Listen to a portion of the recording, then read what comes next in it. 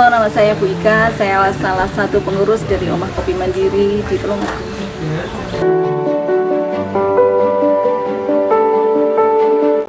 Assalamualaikum warahmatullahi wabarakatuh.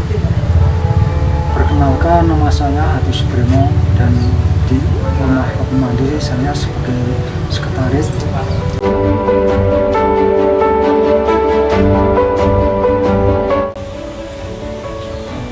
Perkenalkan, nama saya Katiman, petani kopi Desa Lurup, Dusun Jambuok, Desa Lurup.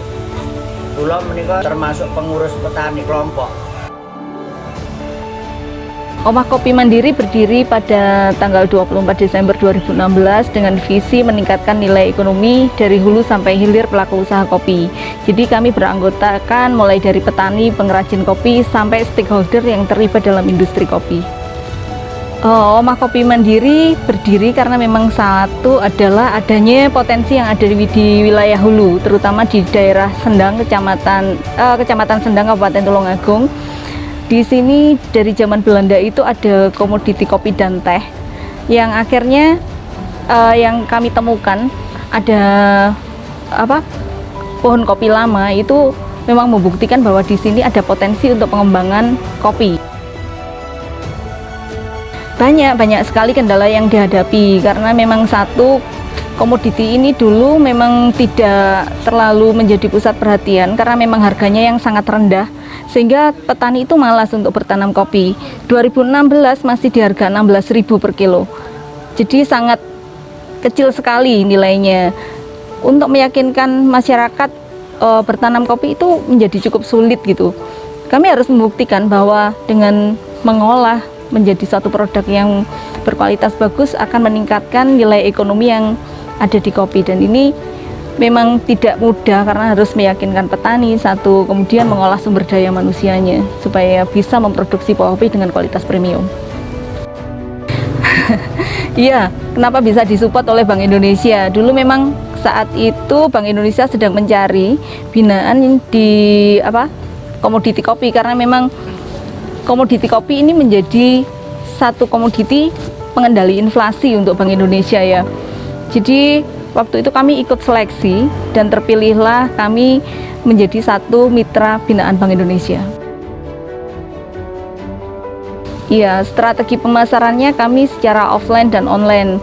Secara offline kami bekerja sama dengan beberapa roster yang ada di Tulungagung, kemudian toko-toko retail dan tempat wisata. Secara online-nya kami punya marketplace, ada di Bukalapak dan sebagainya.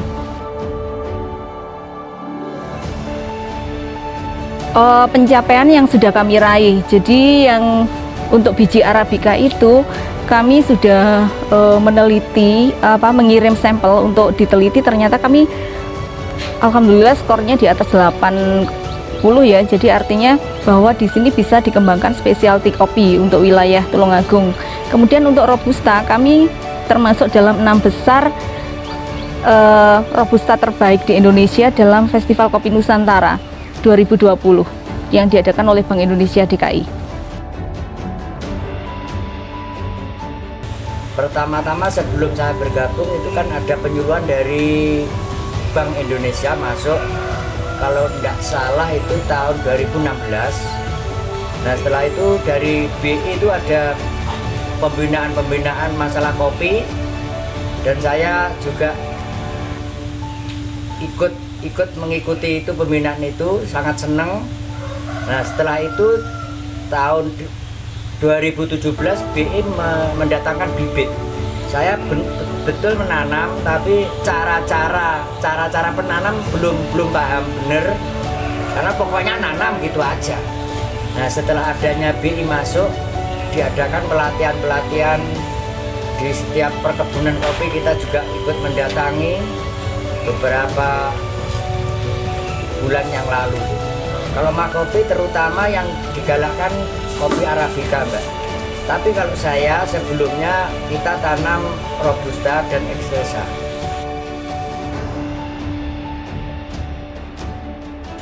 Kalau menurut saya hanya rasa, Mbak. Rasa juga buahnya lain. Kalau Robusta itu kan kulit-kulitnya selalu keras dan tidak selalu penyakit, tidak selalu banyak. Tetapi kalau Arabica itu rawan penyakit, Mbak. Jadi selalu ada obat terus. Kita diberi masukan, diberi pengalaman masuk di perkebunan kan diberi Mbak, pelatihan termasuk membunuh hama atau cara pemupukan, dan juga BI sendiri juga memberi saran pupuk harus difermentasi untuk manubakteri, Mbak. Sebelum nyemai harus kita siap polybag. Nah setelah polybag nanti bibit itu kita sebar. Setelah daun 2 atau sudah ada jarum daun itu kita cabut, kita masukkan ke polybag. Mungkin setelah masuk itu 1 tahun sudah bisa kita tanam. Kalau saya dulu itu hanya pokoknya nanam gitu aja cangkul. Dan kalau dari BI kan kita harus bikin lubang, Mbak. Sebelum kita tanam kopi terus bikin lubang 40 cm persegi. Nah setelah itu kita beri pupuk yang sudah fermentasi. Nah baru kopinya ditanam. Kalau sudah sekitar 20 sampai 25 cm kita tanam.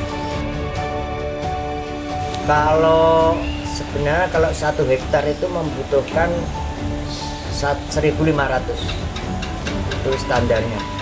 Tapi juga ada yang menanam 1 hektar itu 2.000, padahal itu tarung akhirnya. Kopi itu gaduh. Nah, pada akhirnya kopi tidak bisa buah karena ini tidak dapat sinar sekitar ini. Perawatannya nanti kalau sudah 80 sampai 1 meter kita potong, itu pemangkasan. Nah, dalam segi pemangkasan itu kan ada teori. Pemangkasan awal itu kan kopi biasanya cabangnya kan 2 gini. Yang satu kita potong mepet pohon. Yang satunya kita potong mungkin berapa daun gitu, untuk memperbanyak cabang yang di atas, untuk memperbesar tangkai. Termasuk pupuk kandang. Pupuk kandang kita juga sudah ada obatnya namanya MA11 itu juga keluaran dari Bank Indonesia. Kita juga masih punya stok. Nah 1 liter MA11 itu untuk 1 ton pupuk kandang. Fermentasi itu dengan cara pertama kita pupuk kita keringkan, tapi tidak begitu kering banget, hanya 80% keringnya. Nah itu tidak hanya pakai air aja kok, itu juga memakai katul, juga gula kita semprotkan. Nah setelah itu kita aduk. Nah setelah kita aduk, kita kasih di karung, berapa menit kita tes sudah jadi apa enggak. Mungkin 1 hari 1 malam sudah jadi pupuk. Panas dan juga ada ukurannya. Itu juga punya ukuran untuk melihat pupuk itu. Yang kita kendala itu hanya penyakit yang dinamakan oleng, Mbak. Itu dari dalam batang, enggak di luar batang, enggak di luar daun, enggak, oleng hanya. Tahu-taunya daun itu patah. Ini sangat sulit bagi petani. Kalau pembasmian hama itu pertama kita lakukan hama yang kita sulit itu hanya penggerek batang. Kalau buah itu bisa diatasi walaupun tidak 100%, tapi dengan cara kita memasang penangkal aja. Penangkal itu namanya agak lupa ya. Itu kita kasih, itu bawahnya ada sabun, nanti dia masuk ke situ. Binatangnya kecil banget, kalau secara kasat mata tidak kelihatan, kecil banget tuh. Iya, kalau di buah kopi. Nah buah kopi, kalau melihat buah kopi itu udah pucuk kopi itu hitam, ada lubang seperti jarum, itu kopinya sudah rusak, penyakitnya masuk situ. Kalau panen itu kan 1 tahun sekali, Mbak, sebenarnya kopi itu. Tapi setelah bulan-bulan mulai panen, ndak serentak merah semua, enggak. Juga ada yang merah, juga ada yang hijau. Nah, kita harus mencari yang merah aja. Kalau untuk kualitas ya. Kalau kualitas kita harus kopi itu harus petiknya bener-bener merah, dan setelah itu kita rambang di air. Nah, itu yang mampul itu termasuk kopi yang jelek, Mas. Tidak kita campur dengan kopi yang bagus, karena itu juga terpengaruh kepada rasa. Jadi kita mengutamakan rasa, Mbak, bukan kopinya banyak, enggak. Kita walaupun kita hasil sedikit tapi rasa yang memuaskan bagi penikmat.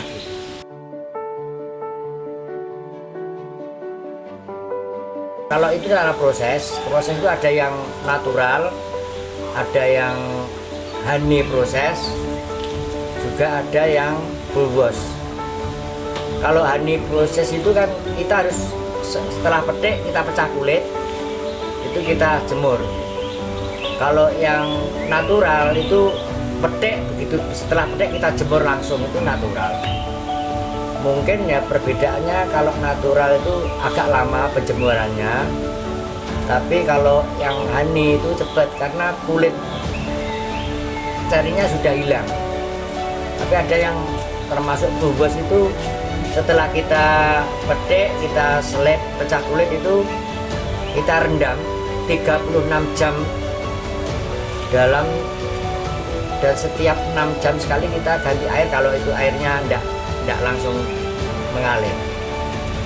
Itu melihat dari mungkin rasa, perbedaan rasa di situ, di antara pulwas atau honey atau itu memang beda. Karena kita tenaganya tidak mampu proses paper, dan kita jemur dengan natural aja. Dan di sini juga sudah ada yang kering. Ini seperti ini. Ini Mbak yang honey, tapi sebenarnya kalau penjemuran itu cepat yang honey ya, tapi itu sekarang tergantung cuaca, Mbak. Kalau cuacanya bagus juga kopinya juga bagus, juga tidak pengaruh di rasa. Kita ada pelindung durian juga, merasa rasa bau-bau durian juga ada lagi yang bau-bau nangka, itu juga ada. Kopi itu tidak begitu aja seperti kopi, enggak, memang banyak rasa. Jadi berpengaruh, pelindung itu juga berpengaruh pada kopi, karena kopi sangat peka. Keistimewaannya kita ya, katanya sudah cukup bagus kopi di Sendang, karena datarannya kan lebih tinggi. Makanya hari ini sebenarnya kopi Sendang selalu diuber, dicari. Setelah adanya pandemi, kopi di Gunung itu mencari pelanggan itu sulit. Biasanya kan banyak orang yang datang beli kopi, walaupun tidak banyak, baru 5 kilo, 10 kilo. Tapi sekarang ini setelah ada pandemi tidak ada, Pak. Ini petani itu agak susah-susah gimana. Tidak ditanam, sudah tertanam, tapi setelah ditanam kita kopinya jegrek. Masih ada, Mbak, panen yang tahun depan tuh masih, hari ini masih, karena belum payu, belum ada yang beli. Kita sangat berterima kasih kepada Bank Indonesia yang selalu nyupport dan masuk di daerah Sendang. Ternyata kita sampai sekarang juga tetap menanam kopi. Harapan saya mudah-mudahan petani di daerah Wilis Sendang ini tetap maju dan untuk meningkatkan ekonomi, terutama ekonomi. Karena kalau kita ekonominya selalu lemah, mungkin ya entah gimana. Ya mudah-mudahan kopi Sendang ini tetap berjalan dengan bagus dan banyak yang berminat di daerah Sendang Wilis ini. Kalau harapan saya pribadi sih, komoditi ini bisa menjadi satu produk unggulan untuk Kabupaten Tulungagung. Dan harapan saya, untuk saya mewakili khususnya pada petani, setelah ada pembinaan dari Bank Indonesia, maka petani mengharapkan setelah nanti kita berhasil, mengharapkan atas pemasaran produk-produk kita. Dan saya tak lupa mengucapkan terima kasih sekali lagi kepada Bank Indonesia atas pembinaan dan bantuan berupa apapun. Sekali lagi saya mengucapkan terima kasih. Terima kasih untuk pemerintah Kabupaten Tulungagung, Perhutani, Dinas Pertanian Perkebunan Tulungagung, kemudian teman-teman yang di Omah Kopi Mandiri, dan tentu saja stakeholder kami Bank Indonesia yang telah mendukung sepenuhnya pengembangan komoditi kopi di wilayah Tulungagung.